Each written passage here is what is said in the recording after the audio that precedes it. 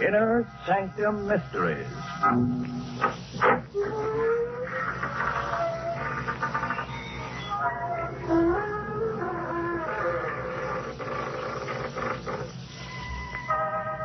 Good evening, friends of the creaking door. This is your host to welcome you again into the Inner Sanctum. Come in. Huh? Kind of dead, did you say?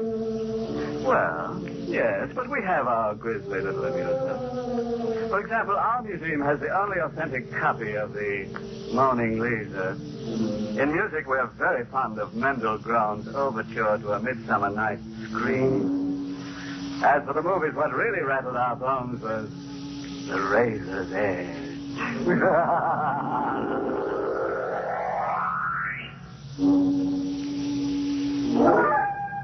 Well, as the dentist said when the drill hit bottom and the patient screams, you've got a nerve. It begins at night outside a railroad station. It's raining, and Anne Winslow has just missed the last train that would take her to the house she lives in a couple of miles outside the city. Taxi! Kind of hard getting a taxi in the rain, eh? I know, but I've got to get one. I missed my train. Taxi! All taken. Want me to check your baggage? No, Porter, I've got to get home. Hey, there's one with his flag up. Stop at the light. If you run, maybe... Oh, yes, thank you. Oh, lights, please, don't change. Don't change. Oh. Hey, lady. Native, I guess you didn't see me waving to you from the I sidewalk. ain't taking passengers. Well, you've got to. The lights came. Yes, but listen, shut up, you You see, I missed my train and I live some way out. Not really very far, though, on the Reservoir Road. The Reservoir Road? I know it's outside the city, but I'm willing to pay a little extra, and the flag on your meter was up, so Okay. Oh, thank you very much. Well, I guess I can relax now. What's the matter? There's someone else in the cab. He's a friend of mine. Don't bother him, and he won't bother you. If you already had a passenger, why didn't you turn your meter down? Because he ain't paying for the ride. I was frightened. The man in the back seat of the cab with me didn't say anything or do anything, but I was frightened. His overcoat collar was turned up around his neck, and his hat was pulled forward over his eyes. And I was frightened. Driver? Yeah? I think you passed the Reservoir Road. I did. It was a road that turned off to the right just a little way back. I didn't notice until after you passed it. Okay, sit tight. Hey, what's eating you back there? I have to turn around, don't I? The man, when you stopped short, he slid over. He's leaning on me now. So what? He won't bite you. He's just tired. But I don't know anything. Believe me, lady, if you did, you wouldn't be any happier. He leaned against my shoulder without speaking, without moving. His hat was still over his eyes, and the upturned collar of his coat still around his neck. My shoulder began to hurt, and the weight grew heavier. And somehow, from the silent body beside me, there came a feeling of cold. Of steadily paralyzing cold. I straightened up and pushed him away. He fell the way a dead body falls. On his back across the seat, and his hat fell off. And the collar of his coat parted. And I saw that his throat had been cut. Hey. Yes? What are you yelling about now? Nothing. I fell asleep and had a nightmare. Well, stay awake. I don't like that kind of music. All right. I'll stay awake. Oh, this it? Yes, this is where I live. Kind of isolated, ain't it? How much is it? Couple of bucks. Here. Thanks. Good night. Yeah. It's me. The wife. Oh, he didn't know I knew. He didn't know. The door. I forgot to lock it. Who is it? Me. The little pal here. He wants to sit down. Yeah, this ought to be nice and comfortable for him. You can't. I did. You see, lady, he got kind of fond of you on the long ride together. He didn't want to go back to the city with me. He wants to stay here with you. No. Yeah. He's a very headstrong fella. I wouldn't care to argue with him. Can't leave him here. Hey, I better hurry. Looks like the rain's coming back. Take him with you. You don't want to go. Besides, you wouldn't send him into the storm, would you? In his condition? Good night, lady. No, come back. Come back. No. He's gone. And I'm alone except for... No, the phone. The phone. Of course. I'll go to the police and they'll take him away. Hello?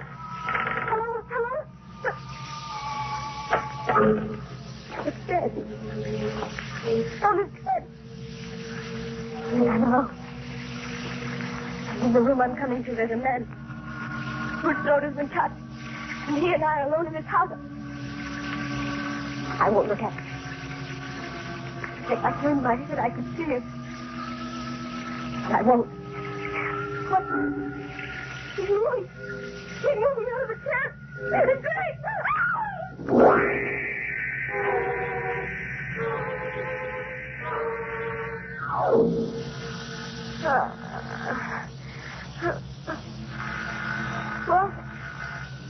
Oh.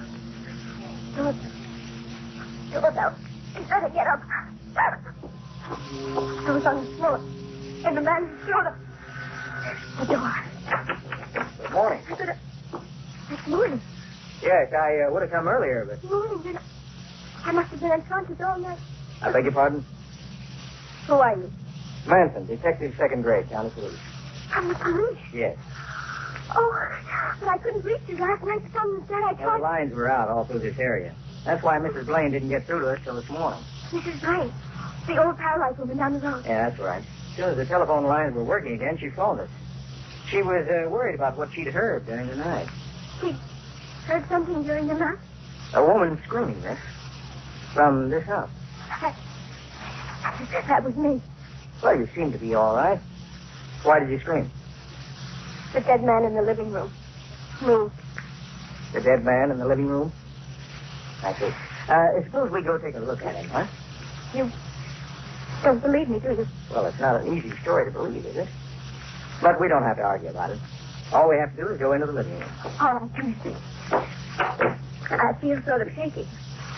You see, I fainted when he moved it. I've been on the floor all night. This is the living room? Yes. I think I'll stay out here if you don't mind. I'd rather not look at him again. There's nothing to be afraid of now.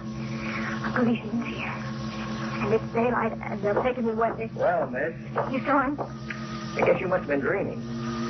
Dreaming? Mm-hmm. Because, you see, there is no dead man in the living room. There's nobody there at all. Try looking under the sofa next. Right. Oh, you weren't looking around for the corpse. Uh-huh. You were just hunting for that collar button you lost last spring. All right. Have it your own way. But if you happen to reach in under a hunk of furniture, and your hand touches something cold and wet, that won't be a collar button, friend. Ah, let's get back to Anne Winslow, who was a nice girl, but who had corpses walk out on her. No dead man in the living room. But he must be there. I don't believe Now, it. look here, miss. He was in that chair and that... Now, miss, it was just a dream. Or maybe a shock you had of some kind. Don't call me Miss. My name is Anne Winslow. Ah, it's a pretty name for a pretty He girl. was there. I took a taxi in the city last night when I missed my train, and he was on the back seat. And when I pushed him, he fell over. I saw that his throat had been cut. And when we got here, the taxi driver brought him into the living room and went away and left him here with me. Well, sometimes it's hard to tell the difference between what you dream and what really happened. Stop trying to be kind to me. He was here. If he was, he'd still be here. Corpses had a habit of staying with their corpses. Wait. There was blood on him. There'll be some on the chair. On the back, maybe, or the seat cushion. Well? Nothing. How'd you happen to miss the train last night? I was at a party. Did you get the taxi's license number? No. The driver's name or number? No. I was too frightened to think I'd... Would you recognize the driver if you saw him again? I'm not sure. It was dark, and I might, but You're not giving me anything at all. There are thousands of cabs, thousands of drivers, and I've got nothing to go on. I'm sorry, Mr. Manson. Well, forget it. The drive out here wasn't bad, and I met someone nice. Thank you. I just wish I could be of more help. Well, if anything comes up, don't be shy about yelling for me. It's my job. You don't think I'm crazy? Of course not. This whole business, well, it was just one of those things, huh? Well, I'd better get back to headquarters. Yes. You've been very patient. That's all right. So long. Goodbye. Just one of those things. One of what things? He was in that chair. It's all right now. There's nothing. And nobody in it. But I can't sit in it. The cushion's getting shabby. Maybe if I turn it over. On the other side. Someone already had turned it over because it wasn't a dream. It wasn't a dream because it was...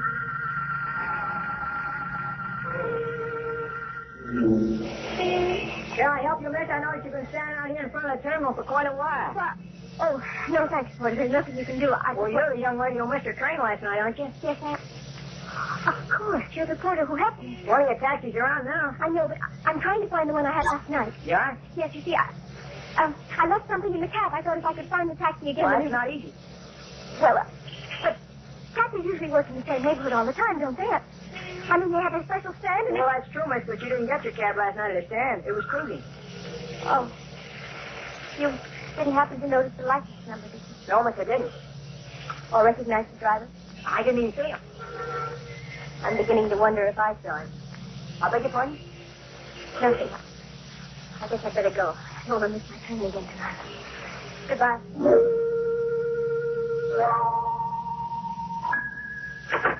Tonight I locked the door. Well, left the lights on. Hello. The cab driver, what are you... I heard you were looking for me, miss. Seriously? Yeah, I'm the cab driver who drove you out here last night. And a friend of mine. Hey, I notice he ain't around. No. Where is he? I don't know. I was awful fond of him. I wouldn't like to think of him wandering around cold, maybe, and, why were you looking for me? The police didn't believe it. Policeman, huh? Didn't believe what? That there had ever been a corpse. Too bad. No harm's been done, and you haven't anything to worry about because the policeman probably thinks I'm crazy. Maybe he'll change his mind. Maybe one of these days you'll spot me and call a cop. Maybe the cop will start asking questions, and I ain't good at answering questions. They won't. Once you put the finger on me, they will. I won't do that. I'll forget the whole thing, honestly, I will. Maybe. But will the cop you called? If he thinks I'm crazy.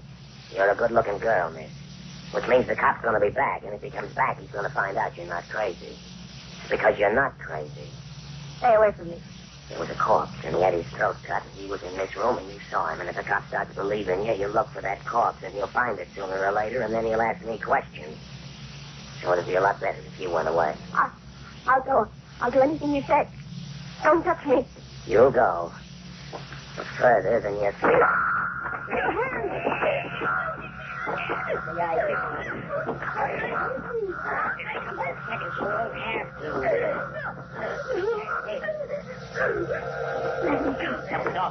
Maybe you better go right back for a while till I can get rid of the guy's door. I'll keep you for a while. Okay. Yeah. Oh, you. Hey, for a minute I thought maybe it was a cop. Hey, what's the matter? I don't like the way you're looking at me. Listen, maybe things were loused up a little bit last night, but I'm cleaning it up. Hey, what's that in your hand? Now get away from me. I'll do anything.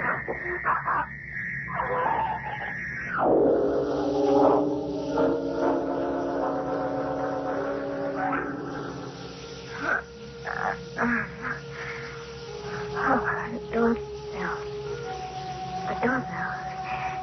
Yes, the door. No one. I thought... Where was it last night? I thought the driver... He came back for me. I've got to get away. Get away. Someone's lying at the doorstep. The driver. Run. Get away, run. Hey! Run the other way.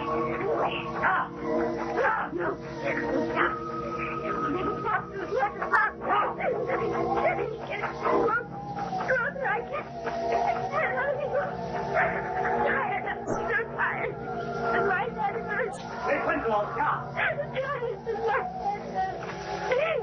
Miss Winslow. No. Miss Winslow, what's the matter? Mr. Manson. Yes. I thought you... Who? I don't know. Let me help you out. I was so tired. You better get back to your house. No. It's cold. You have no coat. Come on. All right. But he's there. He? On the driver. I see. I'll take care of him. He doesn't need care. You said. Did you? Somebody. He throwed it. Got it. Don't talk anymore. He started to strangle it. Here's the house. How did you get here? My car. Out in the road. I met in time. I was worried about you. Now, watch your step. I can't go through that door. Flying across the street. You've been very brave. Just step past him. There. Now, we'll shut the door.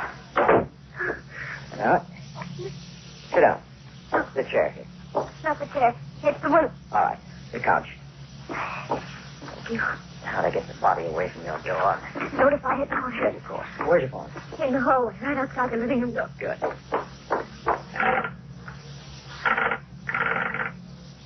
The phone's dead. The line? They're all right. The wire on this phone must have been cut. For the driver, maybe. I gotta get word to town now. Yes. Can you drive? No. That's too bad. Otherwise, you could hop into my car. Look, I'll be gone only a little while. No, don't. Our man was murdered. And his murderer must be found. We can't waste time. You're right, but please. I leave. You lock the door of this room behind me, see? Nobody can get those windows, so with the door locked, you'll be perfectly safe. All right? All right. Now lock it. And don't open it for anyone but me. Yes. Then I'll be seeing you. Out the door. And don't open it for anyone but Mr. Manson. All right. I'll be perfectly safe. Perfectly safe.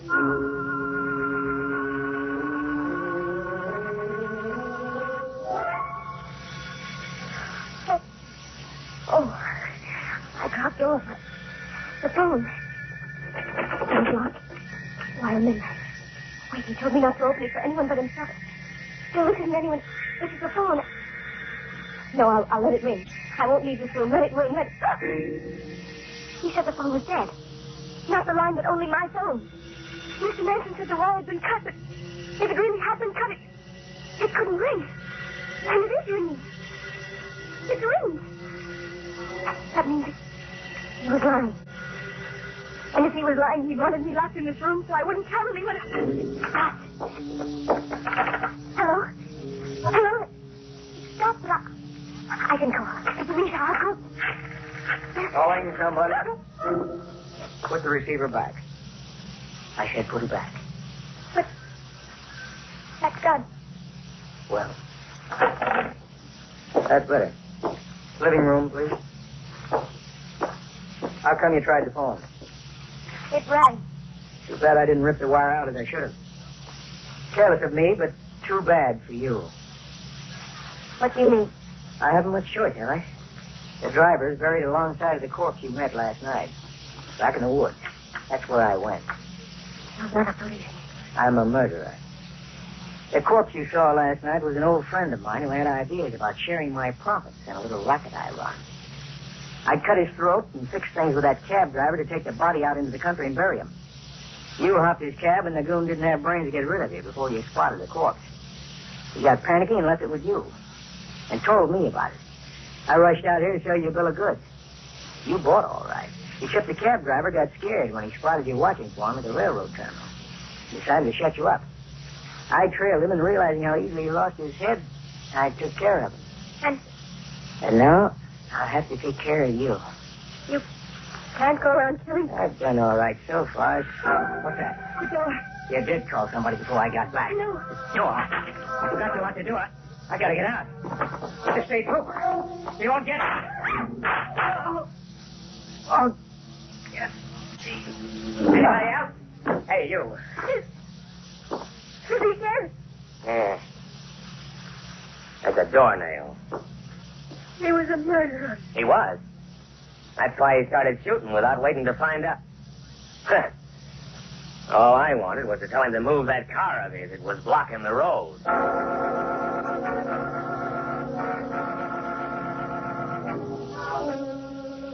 Quite a cut-up, Mr. Manson, wasn't he? And ambitious, too. Wanted to leave his mark on somebody's throat. He probably believed wholeheartedly in that proverb. You know the one. All work and no slay makes Jack a dull boy. Oh, that reminds me. I'd better hurry out and turn the motor off on that taxi. Oh, yes, it'll be still going. You can rely on that because nothing's sure but death and taxis.